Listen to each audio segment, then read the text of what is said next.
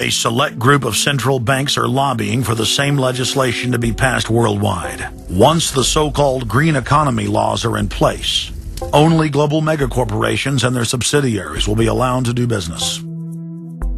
Van Jones, Barack Obama's first green job czar, has stated repeatedly on the record that the new green economy is only a cover for a complete revolution against capitalism and the total redistribution of wealth. But what Van Jones doesn't tell his sad followers is that the elite are bragging that the modern green movement was designed from its creation to destroy the middle class and transfer all wealth into the hands of a super elite. They're not doing this to uplift the poor. No, the goal is to enslave the planet and usher in a new dark age. Every nation on Earth is in the process of, or has already passed, its own set of carbon tax laws and regulations. If their plan is successful, every nation on Earth will not only pay tribute to the powerful world government, but every facet of human life will be regulated by the technocratic global planners. Under the carbon tax scheme, China, India, Mexico, and over 150 other nations are exempt from the global tax system. You see, the bankers already own and control the third world. Their final target is the middle class of the West. Once they've dismantled the economies of the United States, Europe, and Japan, they believe no one can stand in their way. In short, the New World Order is a global corporate takeover. In their global corporate state, there is no room for individuality, sovereignty, or independence. As their program begins to face more and more opposition, lawmakers and supporters of the man-made global warming hypothesis want laws to be passed, making it illegal to question their theories. Recently, the head of Greenpeace was forced to admit that the Arctic and Antarctic ice caps grow in the winter and shrink in the summer, and that this is all part of a natural process driven by the tilt of the Earth and the Sun. The cosmic radiation coming from space, the amount reaching the Earth is affected by the strength of the Sun's magnetic field. So the magnetic field of the Sun is almost like a gateway controlling the cosmic radiation reaching the Earth. The magnetic strength of the Sun is also related to the number of sunspots. So they are directly related to changes within the inner structure of the Sun. The amount of cosmic radiation reaching the lower atmosphere creates more cloud, right? And cloud forms, you need to have what are called condensation nuclei. That is, little particles around which water can change from water vapor or gas into water droplets, minute particles that are visible in the form of clouds. We've known for a long time that there was more cloud than the amount of particles in the atmosphere, because we assumed it was clay particles and salt particles that were creating this condensation process, but there was this gap. We now realize, of course, it's the cosmic radiation that's doing it. So what the cosmic radiation is doing, controlled by the magnetic field of the Sun, is it's like putting up a screen in the greenhouse and blocking out the sunlight, and of course that then affects the temperature of the Earth. That's why there's a relationship between the sunspots and the temperature on the Earth. So we now know the mechanism, but they completely ignore that. More than 31,000 scientists from across the United States, including more than 9,000 PhDs from the fields of climatology, atmospheric science, earth science, and hydrology, signed a petition rejecting man-made global warming as a scientific fraud. This shattered the hoax of the so-called consensus that the mainstream media had been pushing for years, that every scientist on Earth believed that man-made global warming was a fact. If the people are able to block their carbon tax takeover, the elite's agenda to establish a planetary world government will collapse.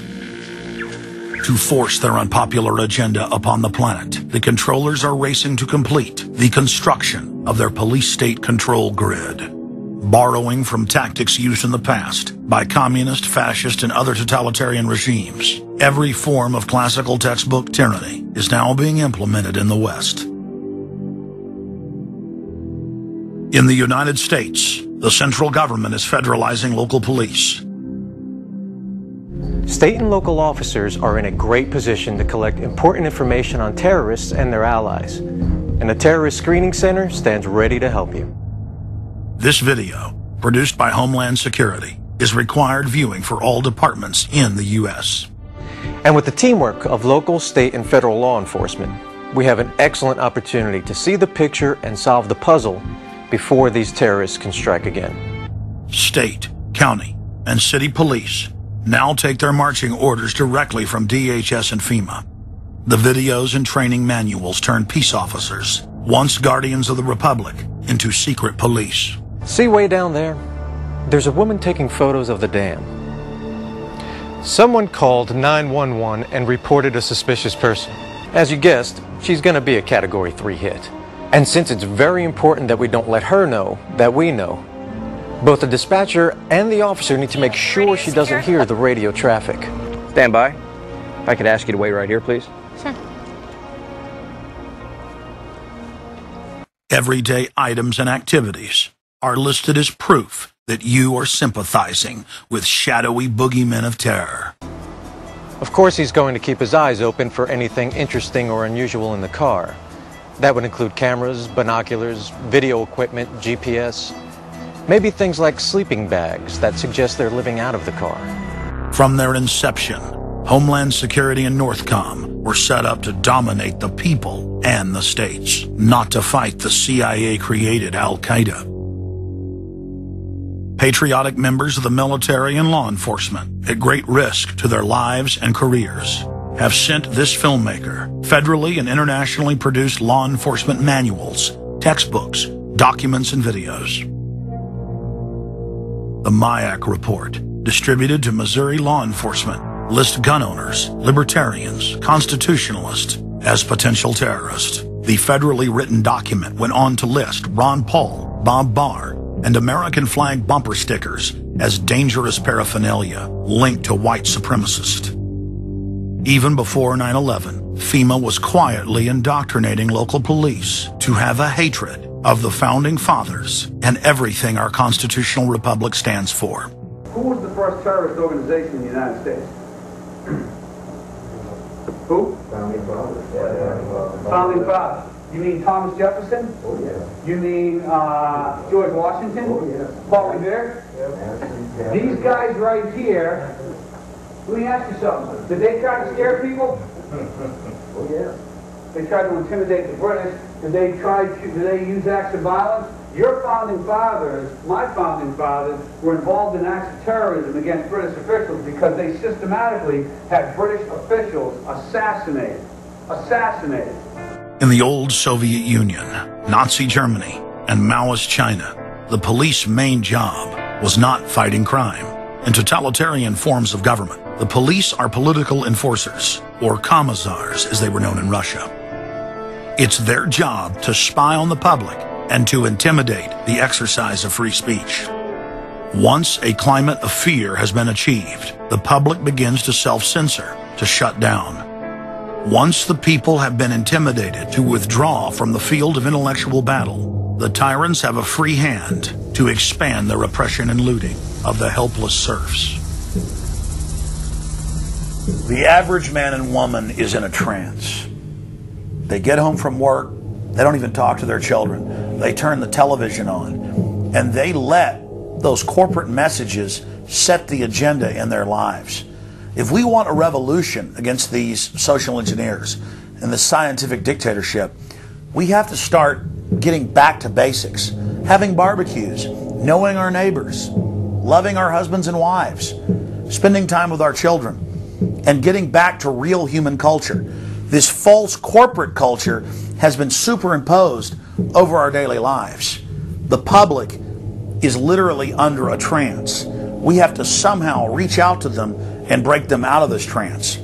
And as the globalists destroy our standard of living and bring in their police state, a lot of people are beginning to wake up and realize that what they've been told all their lives was a lie. But it's essential that we, the people, are there to reach out to our fellow Americans and our fellow human beings and show them the truth.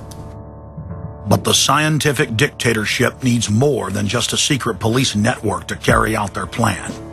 Citizen spies at every level of society have been recruited to keep their eyes and ears focused on everything their neighbors and co-workers are doing and saying. More than 50,000 private sector executives have been recruited by FEMA to secretly serve as deputy FBI informants under the InfraGard program. Now there are more than 75,000 preachers serving FEMA in the clergy response teams. Internal FEMA documents reveal that the majority of America's pastors now serve as agents of the shadow government.